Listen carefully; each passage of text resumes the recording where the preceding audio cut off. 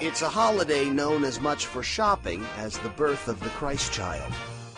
Christmas is a mix of the old and the new, of surprisingly recent traditions and history that goes back thousands of years.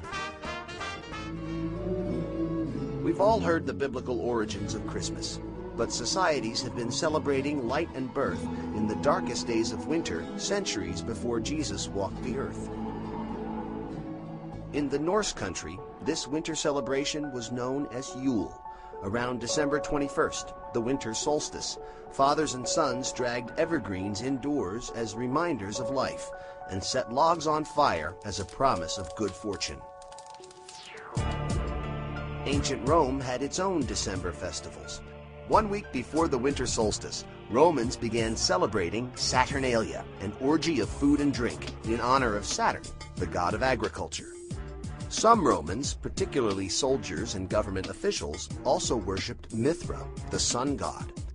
It is believed that to this small but powerful sect, the birthday of Mithra, December 25th, was the holiest day of the year. By the 1st century AD, pagan traditions were being challenged as Christianity took hold throughout the empire. But Christ's birth date remained a mystery, since the Bible doesn't mention exactly when he was born. Since pagan Rome already celebrated the birth of Mithra on December 25th, it is theorized the Church adopted the date as the birth of the Christ child. In the 4th century, the Church made it official, declaring December 25th as the feast day of the Nativity. The Church knew it could not outlaw the pagan traditions of Christmas, so it came to accept them.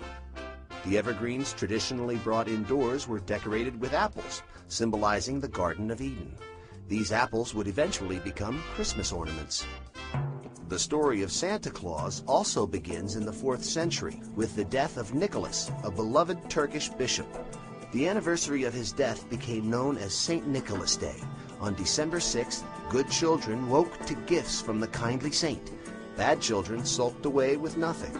In Holland, he was known as Sinterklaas.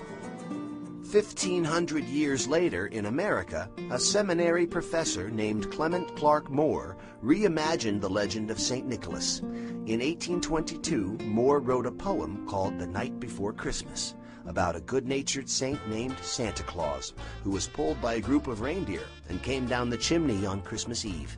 Like St. Nicholas, Santa Claus spread good cheer and gave gifts to children. Less clear was exactly what this Santa Claus looked like.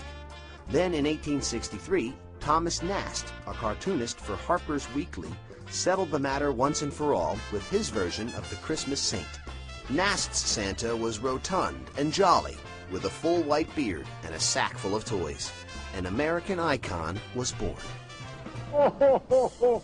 Merry Christmas! Ho, ho, ho, ho, ho. It's no wonder that Santa Claus became an irresistible image to America's retailers, forever linking Christmas with shopping. To most people, however, Christmas means much more than buying gifts. Humankind has long sought warmth, family, and joy during the dark days of winter. And year after year, Christmas delivers.